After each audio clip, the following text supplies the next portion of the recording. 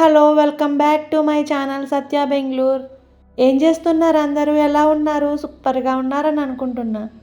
మరో 2 రోజుల్లో వినాయక చవితి రాబోతుంది కదా, మరి ఏం చేస్తున్నారు అందరూ మన బొజ్జ గణపయ్యకి? ఈరోజు వంట రాని వారు కూడా చాలా ఈజీగా చేసుకునే 2 రకాల మోదకులు మీకు చూపిస్తున్నా. చాలా ఈజీగా అండ్ క్విక్గా చేసుకునే ప్రసాదాలు. అలాగే నిన్న పోలాల అమావాస్య ఎలా చేసుకున్నారు అందరూ? నేను చేసుకున్న పోలాల అమావాస్య పూజ కోసం మీతో షేర్ చేసుకుంటా. చివరి వరకు స్కిప్ చేయకుండా చూసేయండి. మరి లేట్ చేయకుండా ప్రాసెస్లోకి వెళ్ళిపోదాం.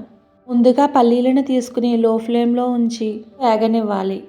పల్లీలకి క్వాంటిటీ అంటూ ఏమీ లేదు, ఎన్నైనా తీసుకోవచ్చు. మనం పల్లీలు వేయించినప్పుడు ఆయిల్ ఏమీ అవసరం లేదు. ఇక్కడ చూపించిన విధంగా వేయించుకోవాలి. పల్లీలు ఇలా వేగుతుంటేనే మంచి స్మెల్ వస్తుంది.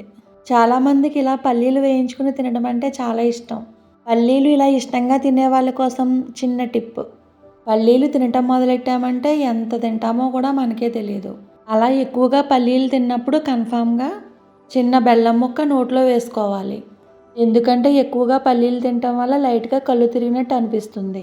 అందుకే చిన్నగా బెల్లం ముక్క తినాలని అంటారు. నాకు కూడా పల్లీలు అంటే చాలా ఇష్టం. నేను తిన్నప్పుడల్లా మా మదర్ నాకు ఇలాగే బెల్లం ముక్క ఇచ్చేవారు.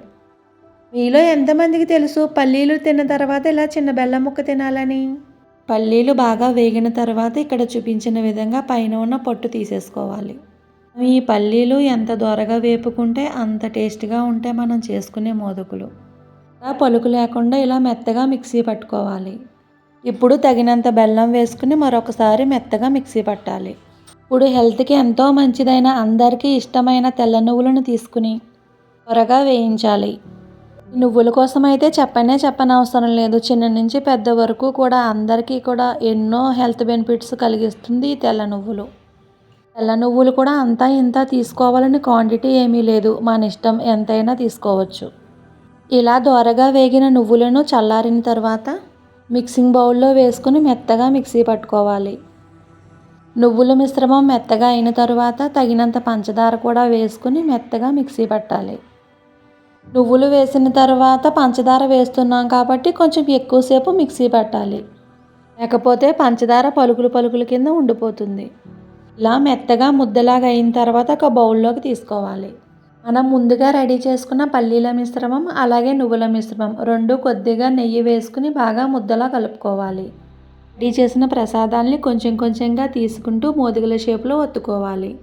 ఇక్కడ మోదిక షేప్ ఇవ్వటం కోసం ఒక చిన్న మౌల్ని తీసుకున్నానండి. మార్కెట్లలో చాలా ఈజీగా ఈ మోదిక మౌల్ దొరికేస్తుంది.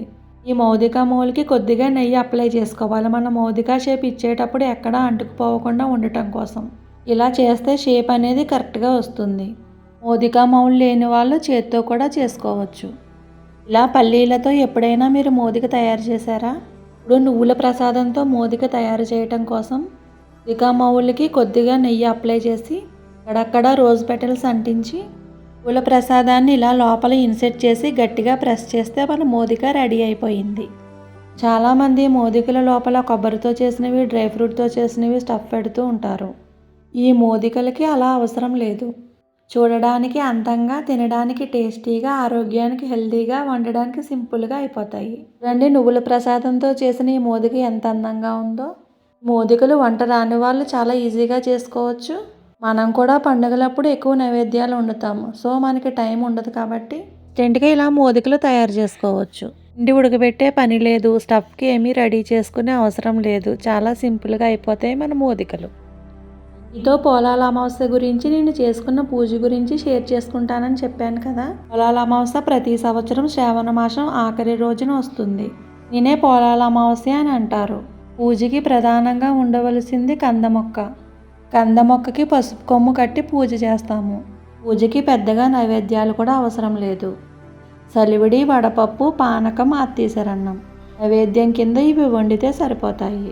నేను ప్రతి సంవత్సరం ఈ పూజను చేసుకుంటాను. ఈ సంవత్సరం ఇక్కడ ఎంత వెతికినా కూడా నాకు కంద మొక్క దొరకలేదు. సంవత్సరం పూజ అవ్వలేదు. పోలాల అమావాస్య పూజ చాలామందికి తెలియదు. మీలో ఎంతమందికి తెలుసో నాకు కమెంట్ చేయండి. మరి మన టేస్టీ అందమైన మోదికలు రెడీ అయిపోయాయి. ఇంకా లేట్ చేయకుండా మన బొజ్జ గణపయ్యకు సమర్పించేద్దాం. మరి మీరు కూడా తప్పకుండా ఈ వినాయక చవితికి పల్లీలు, బెల్లంతో చేసిన మోదికలు మరియు నువ్వులు, పంచదారతో చేసిన మోదికలు మన బొజ్జ గణపయ్యకు సమర్పించండి. మోదికలు మీకు ఎలా అనిపించాయో తప్పకుండా నాకు కమెంట్ చేయండి.